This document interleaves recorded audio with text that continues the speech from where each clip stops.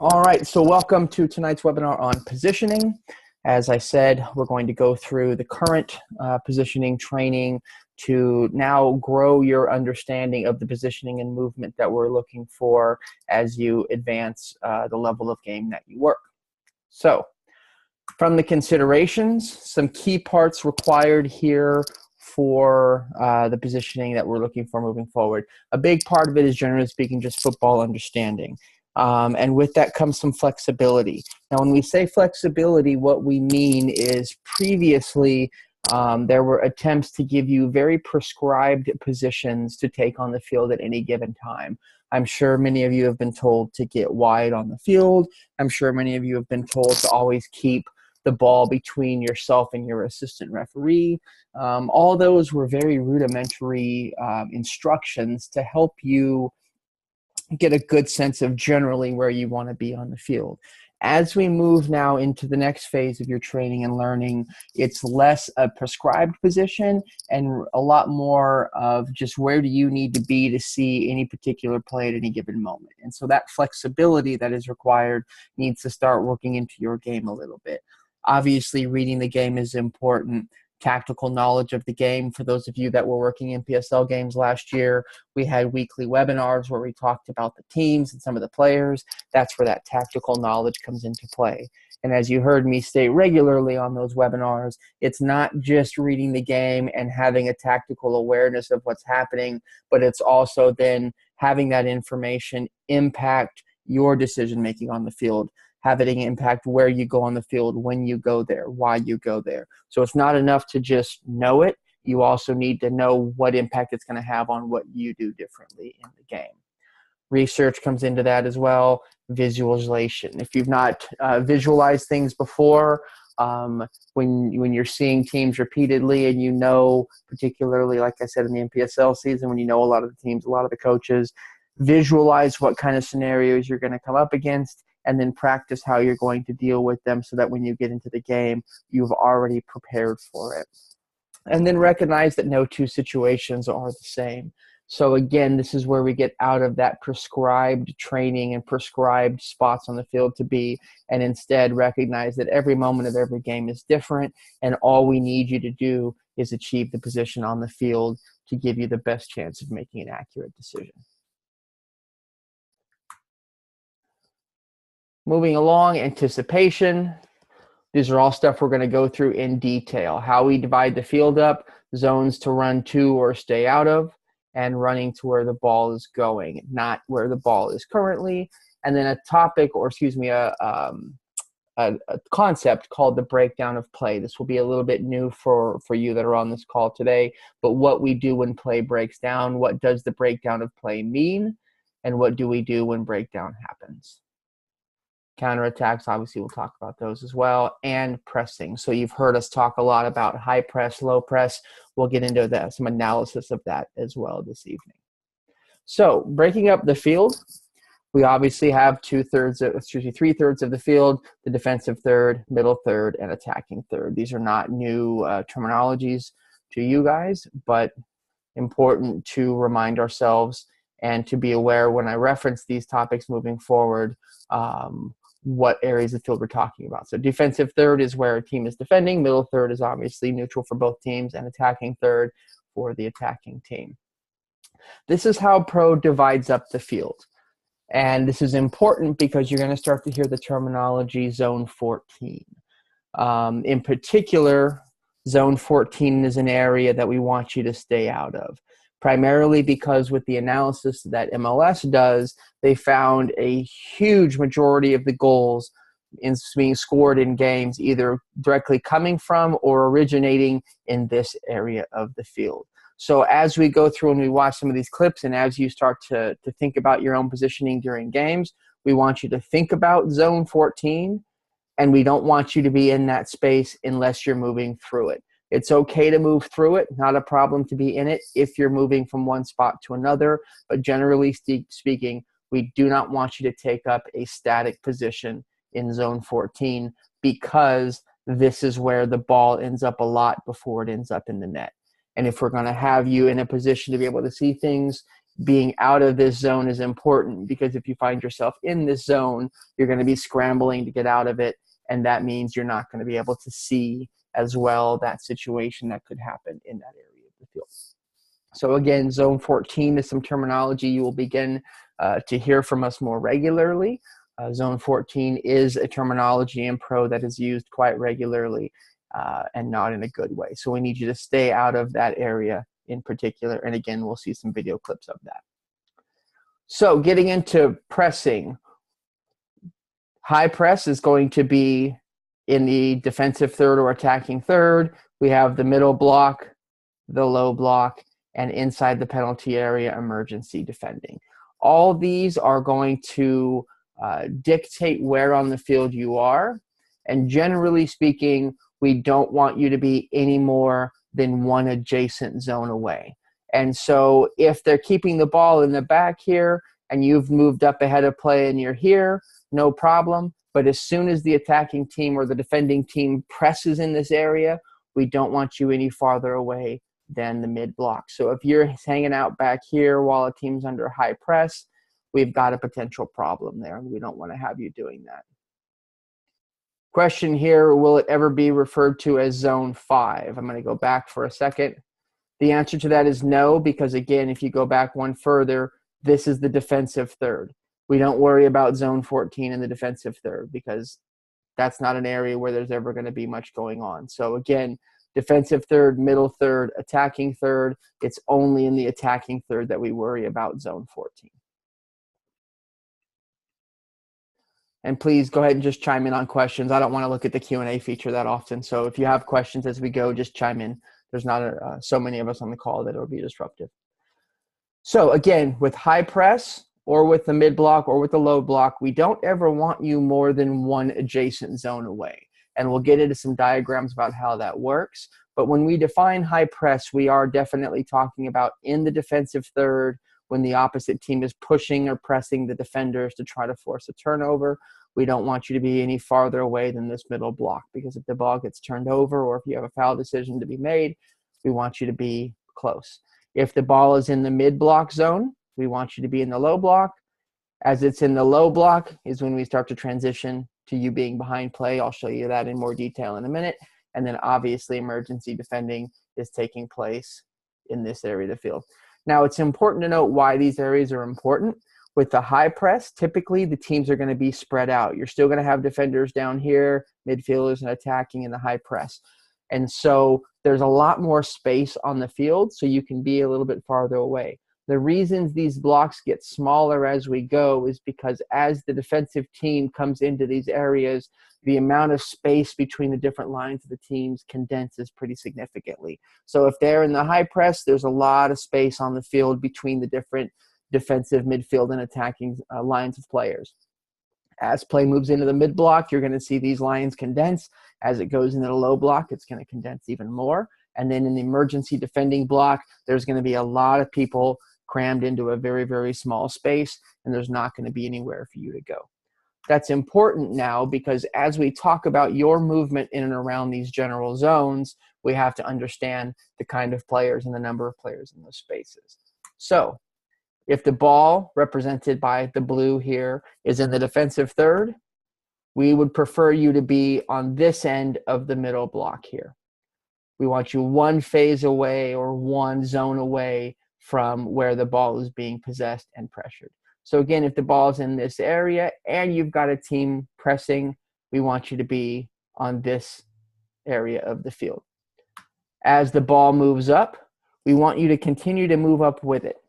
So again, you'll notice at this point the referee is somewhere ahead of play, not behind play. We don't want to see play passing you by in this area of the field ever. So as play moves up out of this zone, we want you to continue moving ahead in the middle zone.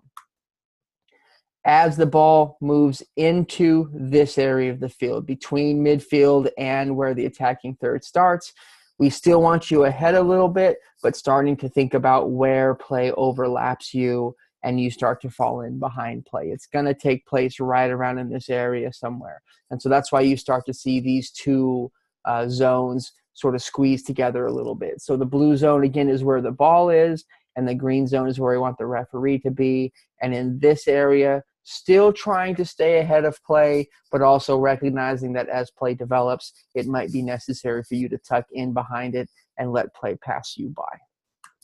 And then as the ball moves into the attacking third is when we want you to let it pass you by and then take up a position behind play. And then naturally, as the ball goes into the attacking third, we want you behind it. And most importantly, always having your body oriented toward the goal line. And we'll get into some reasons why for that here in a couple of minutes. But generally speaking, if the ball's in the attacking third, we want your body orientation directly towards the goal line. And again, we'll get into the reasons why. We do not want you getting ahead of play when ball is in the attacking third, primarily because there's not enough space in here for you to take up an area or a spot on the field between where the ball is and the goal.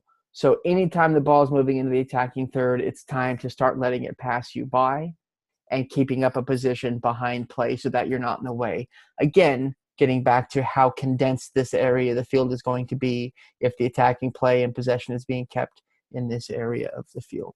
So generally speaking, in the attacking third are not going to want to see you ahead of play. This is the reason why.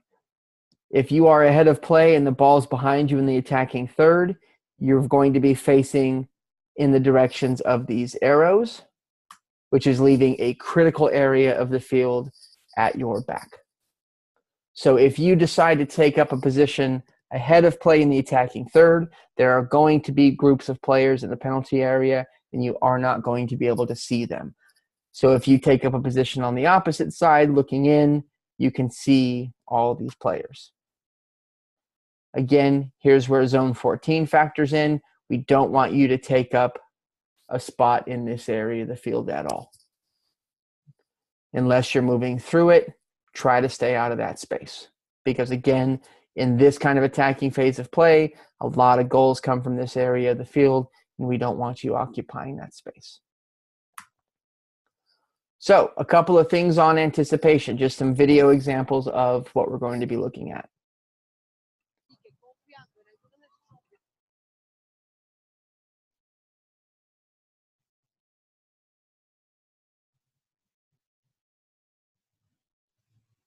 So again, this is ideal situation.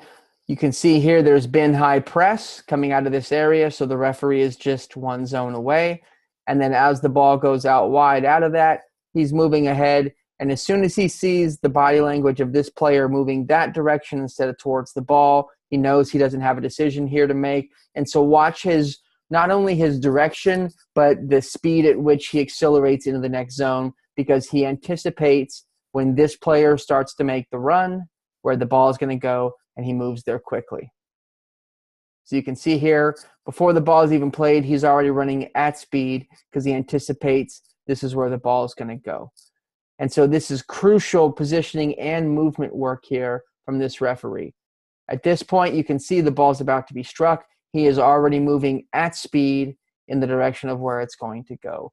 This is good reading of play, and also acting on that reading of play by moving quickly to get ahead of it, which means as the ball gets dumped in now, he's still in a very, very close proximity to where he needs to be.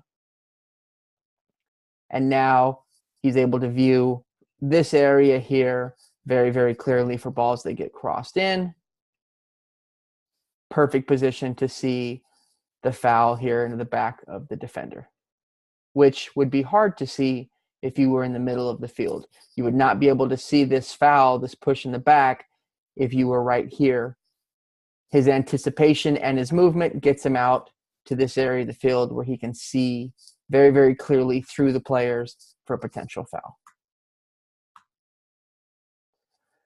Now as we introduce the concept of the breakdown of play. So basically what the breakdown of play means in a quick summation is when the ball clearly turns over, when one team has the ball and then the other team has the ball quickly. that means, or completely, that means the ball has changed possession. It's not being competed for. It is now clearly possessed by the other team. That means play is broken down and is likely to move in the opposite direction. So we'll see an example of that.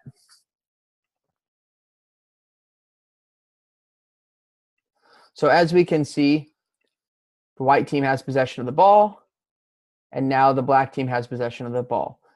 What the referee does next is crucial here. And you'll see as we played this whole video through. Now that it's clear the black team has the ball and there's no pressure, the referee responds by turning and moving at pace up the field.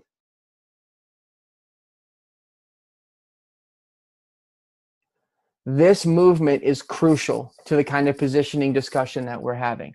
A lot of referees out there, we see it still in NPSL games, would be standing right here waiting for this player to run past them. They'd be standing waiting for the player to run by, and then as soon as the player got past them, would start to run. They'd get stuck in the way here, which means they'd be pinned in behind this player, waiting to see which direction this player is going to go with the ball before they can continue up the field. Instead, because the referee has seen the breakdown of play and has moved out ahead of it quickly, now he's in front of this and can continue his run, staying ahead of play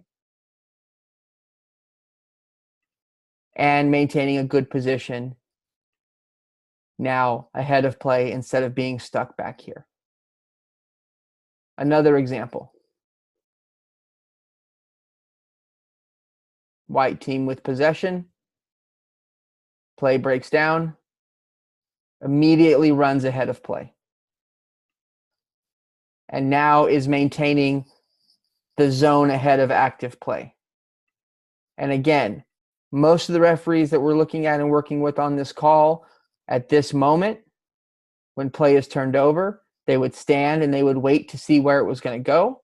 The ball would get played there, which means they'd still be here. And now they're in an active area of play and they can't move forward.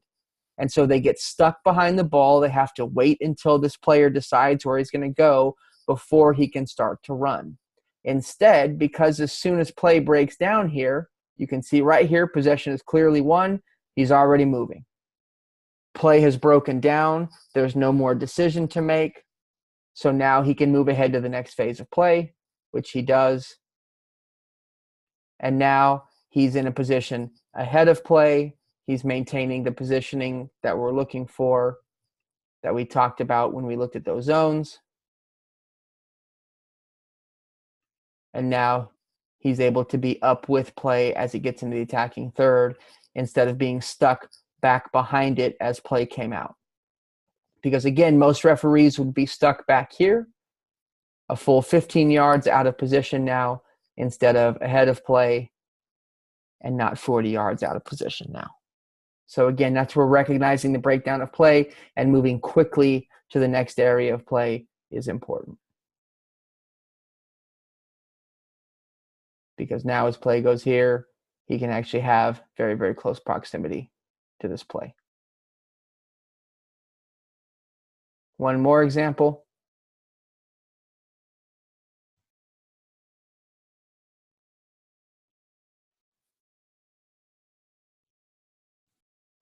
Notice the speed with which this referee runs. As soon as play is broken down here, now he knows the play is going the other direction, and he runs at pace because he knows this is an active area of the field. A lot of play is going to come this way, get swung out potentially, and so he moves at pace to get ahead of play here. And now we've got him in the ideal position, one zone ahead of play.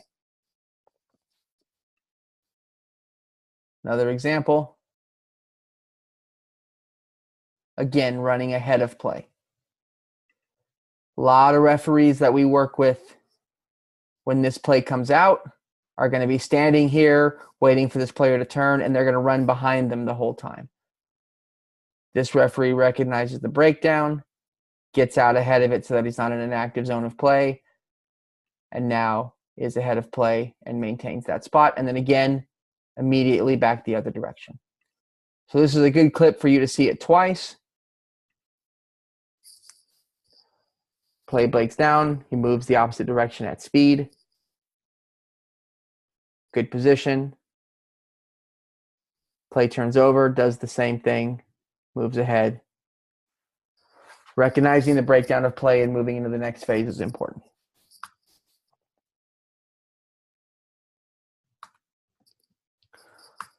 So again, we've talked about the angle of view and the body position.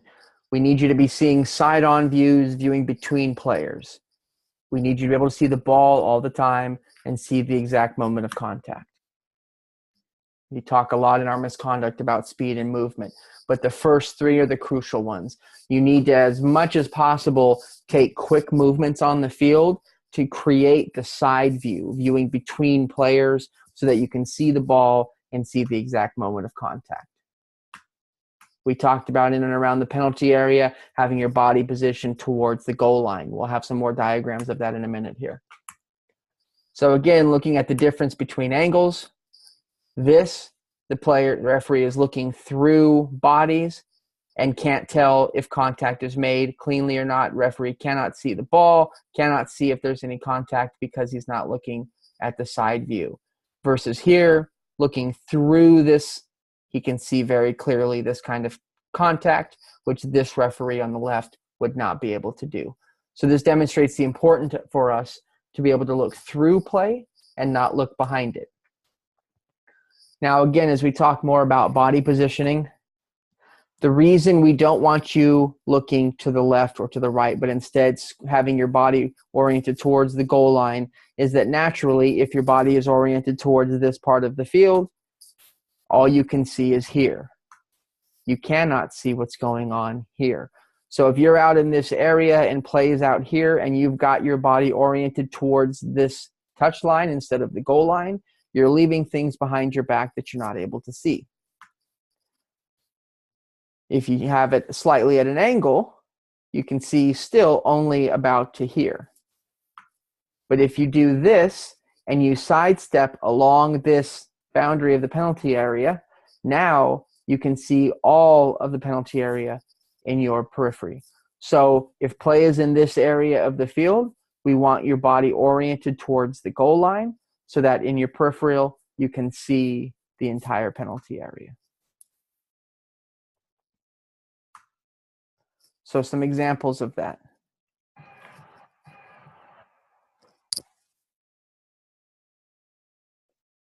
So this moment right here, referee has his body oriented towards the touch line and is not able to see what's going on back here.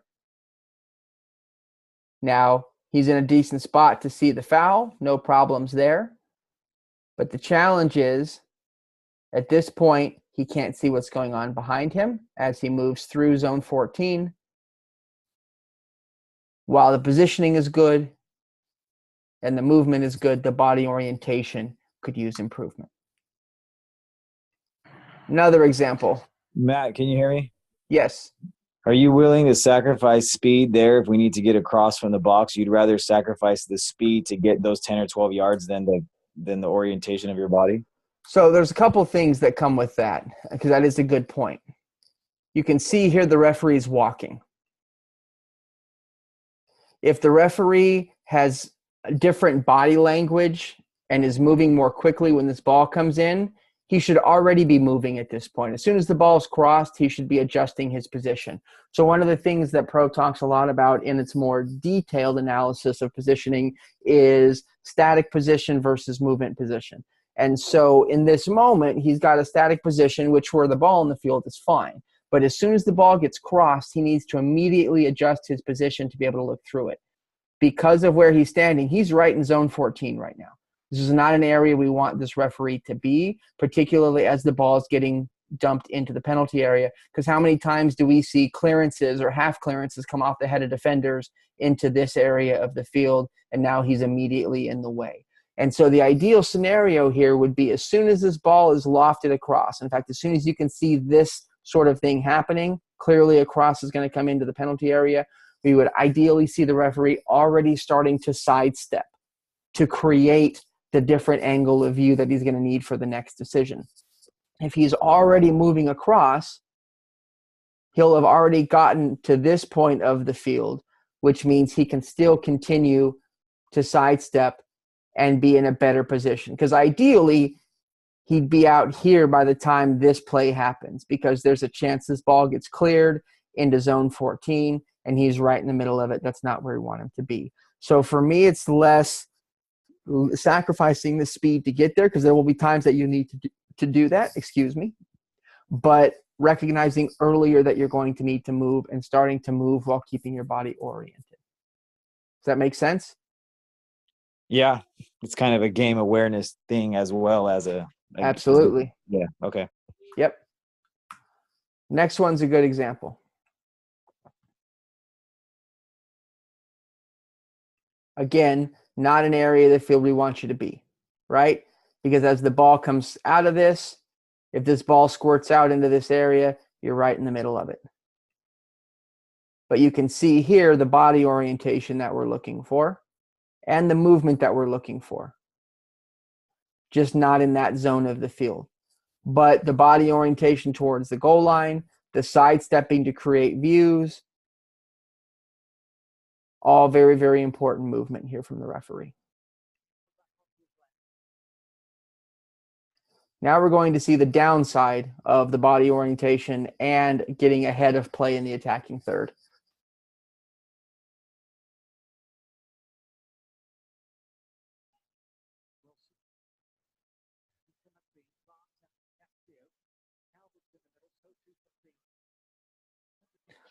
So a lot happens in this clip. I'm going to break it down a little bit.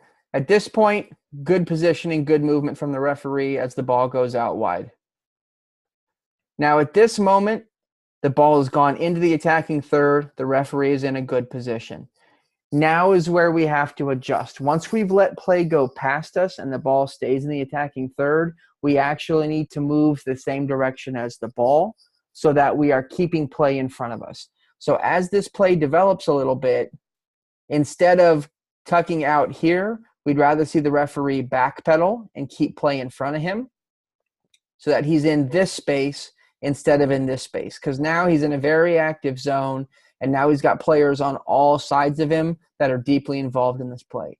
And so if he's going to scramble back this way, keep play all in front of you, your body oriented towards the goal line. But now we've got the referee running into some folks because he's trying to take a position in the attacking third ahead of play, and that's not ideal. And now, more importantly, he's got his back to a pretty crucial area of the field.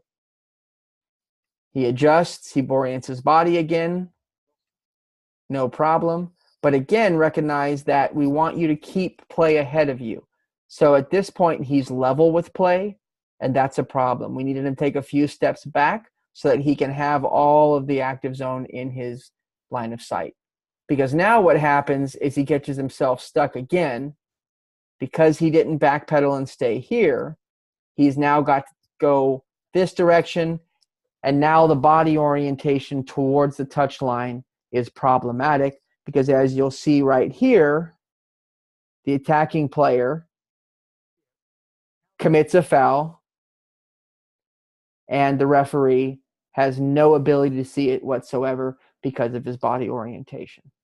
So again, at the moment this foul happens, the referee is facing the wrong direction, which means in his peripheral, he is not able to see this contact happen. If you reverse this and he's standing over here and his body is oriented towards the goal line, he's got a better opportunity to catch this.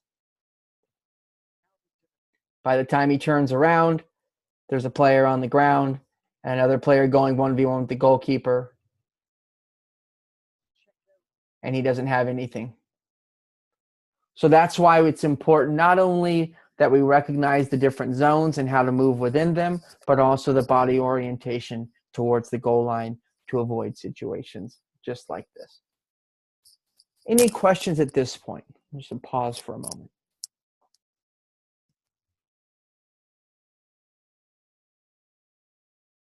Okay, let's move us along.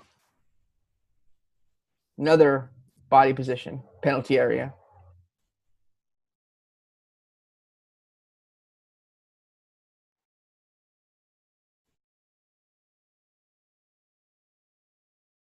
So again, this is a short clip, but notice the difference. The ball comes from the same place, generally speaking, as the last clip we looked at. In this situation, the referee backpedals just like the last referee did.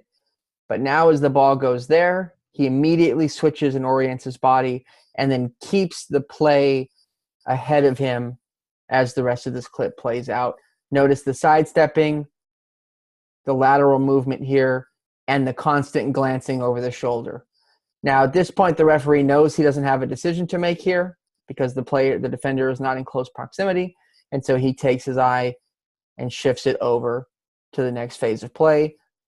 Contrast with the last referee who was not able to catch a foul, this referee would be able to because of the body orientation.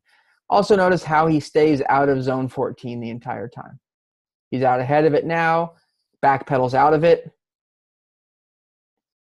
moves to the side of it, and now, and now at this moment, instead of being here, he's off to the side, not creating any kind of distraction in a crucial area of the field. So again, some of the considerations necessary to do that. Explosive movement. We saw with the breakdown of play, as well as some of the penalty area things, how you have to be able to move in a more explosive manner to be able to create the angles of view, as well as to get ahead of play. The days of a referee being able to run sort of slowly and jog around the field are behind us now. A lot more dynamic movement is required, a lot of sidestepping, lateral movement, backpedaling, stepping forward, escaping we'll talk about here in a minute. But generally speaking, a lot of varied movement required from referees now in the modern game. The speed of transition we talked about, reacting to turnovers, escaping. We'll get to that in a second here. So again, some video examples.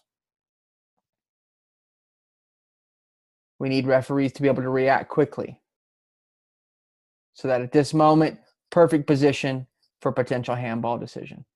And again, the referee probably could be in a little bit closer zone, but as soon as play is turned over, he runs. And notice the referee is never out of the screen. This entire transition, he's never out of the screen, which means at that moment, there's a potential handball decision, and he is perfectly placed. Also notice how he avoids zone 14 by running off to the side of it as soon as he gets there. As soon as he gets to the area around zone 14, he immediately shifts and creates a different angle. And now is in a perfect position, body oriented towards the goal line for a potential handball decision on the blocked shot. This is perfection right here from a positioning standpoint. The movement necessary to create it was important. Another example.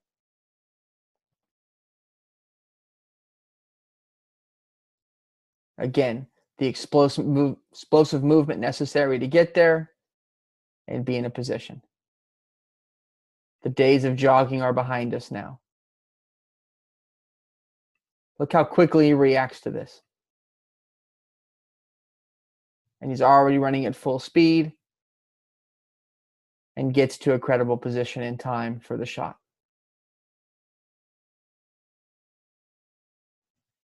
Last one.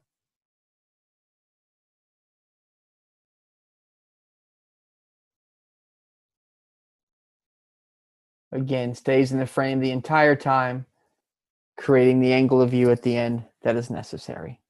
So significantly different movement required. Same goes for escaping. Sometimes you're going to get yourself caught in the middle of things.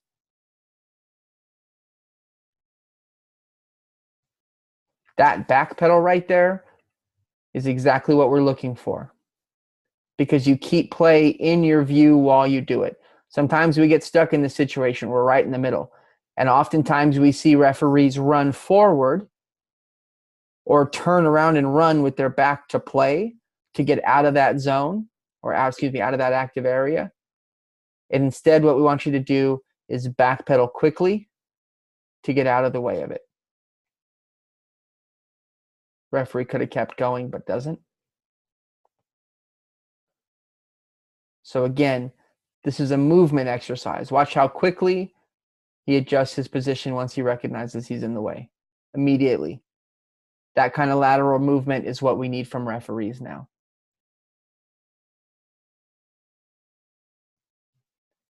Another example here.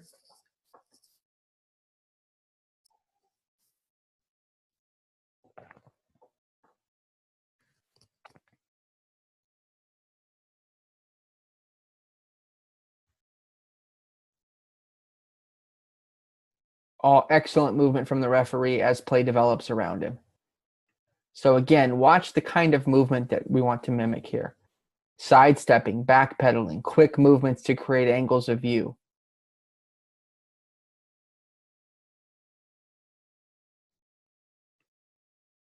Sorry, I wanted to pause it there. Now this is important movement because as this tackle comes in, he has maintained clear view instead of escaping by turning and running and missing a tackle like this. So again, these are kind of movements. I'm going to play it all over again. These are the kind of movements you need to start incorporating into your training plan, not just running and running and running to be fit, but also what kind of sidestepping and lateral movement can you practice so that when you get out on the field, you're able to move these ways.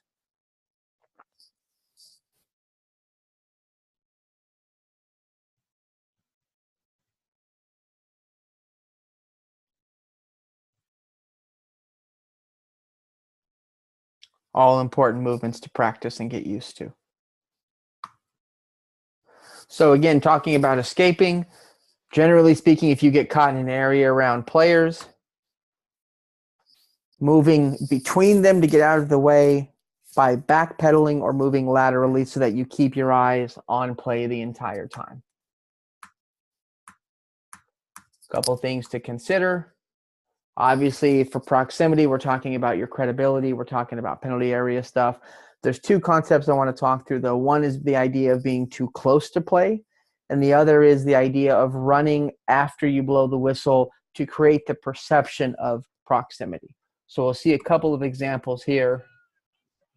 The first is the idea of continuing your run after the whistle to create the perception of proximity. Here we have a potential PK decision where the referee gets caught farther away than he would probably prefer. Still in a credible position, absolutely. But by continuing his run forward, we'll see a wide angle view of this in a second here. By continuing his run forward, he's able to give a very, very good sense that he was right on top of this play. So if we look at the moment of the decision,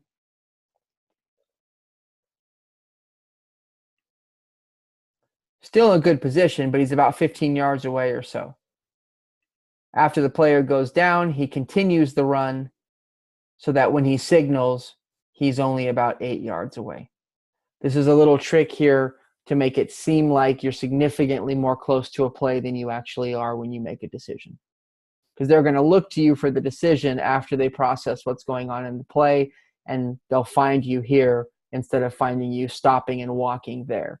And this is a significantly more credible position from which to make this signal than if he had stopped running out here. So again, key plays, keep running towards them as you make the decision and as you signal, because by the time everybody processes what's happening, you're going to be significantly closer. Results for Cincinnati in Major League Soccer.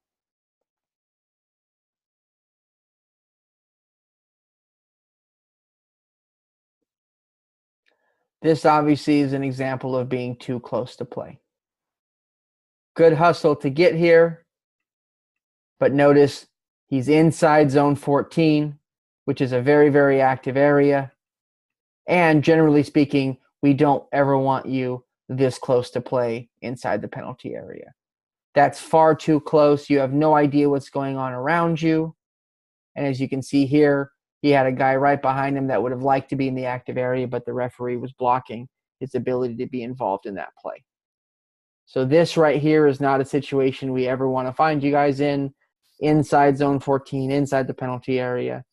This is an okay position if plays down here, but here we'd never want you to be in the middle of the active area of play inside the penalty area. So this would have been a good spot to stop running out here and keep play in front of you, keep your body oriented towards the goal line, and sidestep as necessary. Do not continue the run into that space, because now we're scrambling and we're having to get out of the way. And generally speaking, we're just too close to make a decision. We need some distance to be able to process everything that happens around us. So again, to summarize a little bit here, the primary goal for us is for you to be in the best possible position to make the best possible decision. That's not a prescribed position on anywhere spot on the field. It's based on your knowledge, your reading of the play, your knowledge of their tactics, and the most likely next thing they're going to do with the ball, reading all of that, and then putting yourself into a position where you can make the best possible decision for the next likely decision. So again, we need to know what's the immediate phase of play, but also most importantly, what's the next phase of play. Working with your team and understanding what areas of the field they can cover and what areas of the field they can't, and adjusting your positioning accordingly, where responsibilities are on the field, and ultimately selling the decision that you're going to make. This is a good example to close up for the evening of a good example of all of these things all at the same time. Jorge Gonzalez, the video assistant referee. Jair Marufo told the Sounders to restart, so it was looked at and nobody was worried about it upstairs.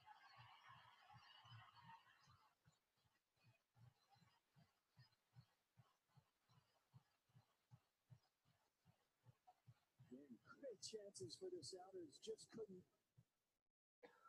So again, we'll break this down a little bit here. He's in a position inside zone 14, not ideal, but immediately moves out of it as play goes.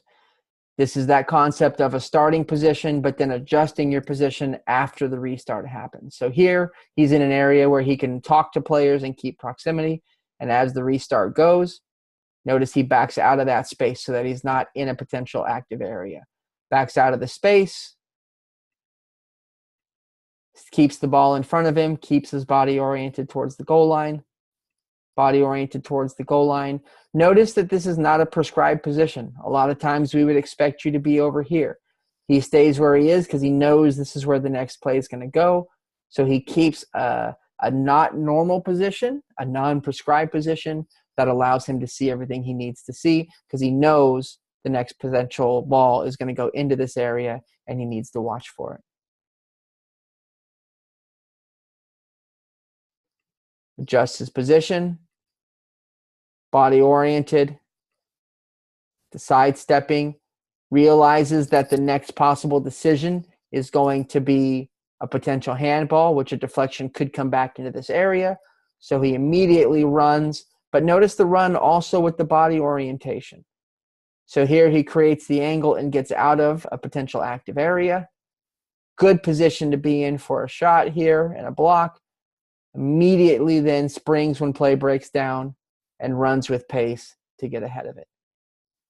Now notice the time of the game. 80th minute between two of the top teams in MLS, and he's got the physicality needed to do all of this still late in the game.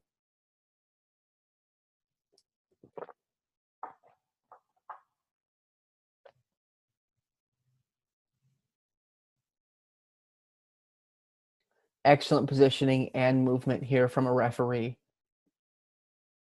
who is utilizing current training to maximize his decision-making. Any questions on anything we've been over tonight? Hey, Matt. Yep.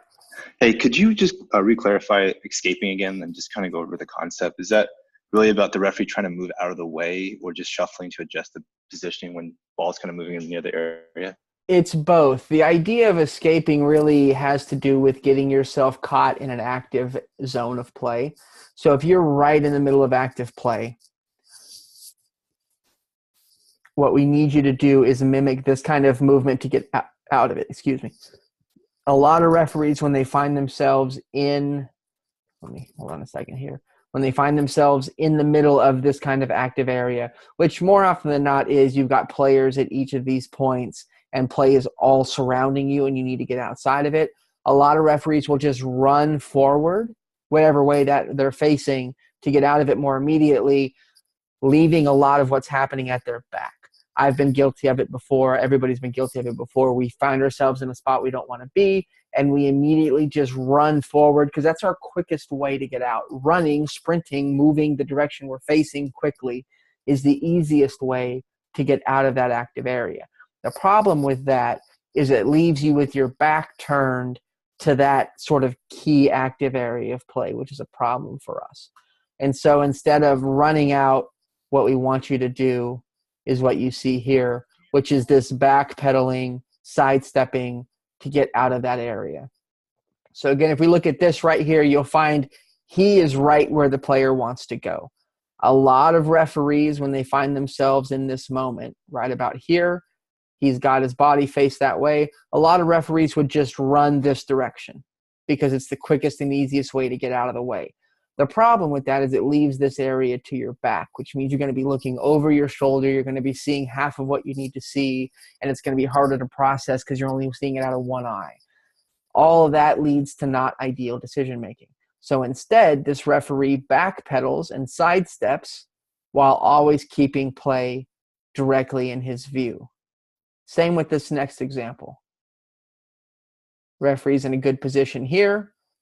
Senses some need for proximity because of this situation, so he runs towards it a little bit. Oh, sorry. I keep trying to pause it and it goes away. So he runs towards it here with players on the ground and more plays or more challenges coming. He moves towards it, and now that leaves him right in the middle of the active area. This is why I don't ever embed videos like this. So this movement necessary to get out of this situation is what we're targeting. He's in the middle of it. Instead of running through it or away from it and turning away and running, he backpedals, he sidesteps. Backpedals and sidesteps, all the while keeping his body oriented towards the next possible decision. Does that make sense?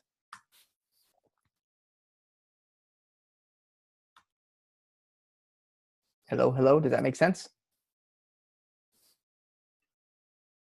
Okay, Kevin lost his audio. He says yes, great.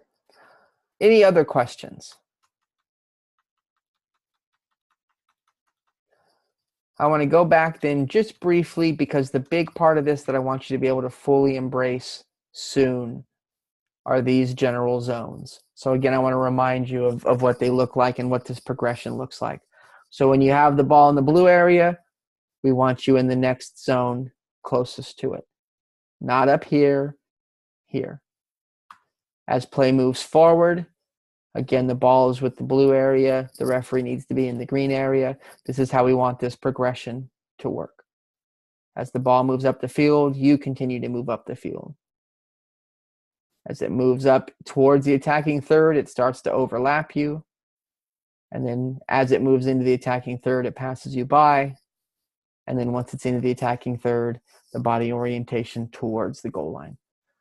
That right there is the most fundamental thing we need you to start doing out on the field starting tomorrow, because we're seeing a lot of referees still try to let play pass them by in the line between the defensive third and the middle third or somewhere around midfield, and we really don't want to see play passing you by until it's moving into the attacking third. So if we can emphasize all of this, it's going to be that concept of staying ahead of play, keeping the ball ahead of you, and then that body orientation in the final third of play.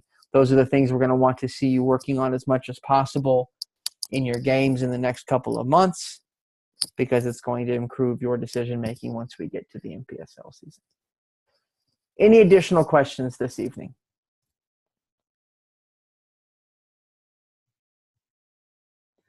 Okay, then let's start getting out there and working on this. And I'll be passing the same presentation along to the referee coaches that are out there working with you so that they're able to comment and help you continue to work through this. If there are no other questions, then I thank you and good night. Thanks, Matt. Thanks. Thanks.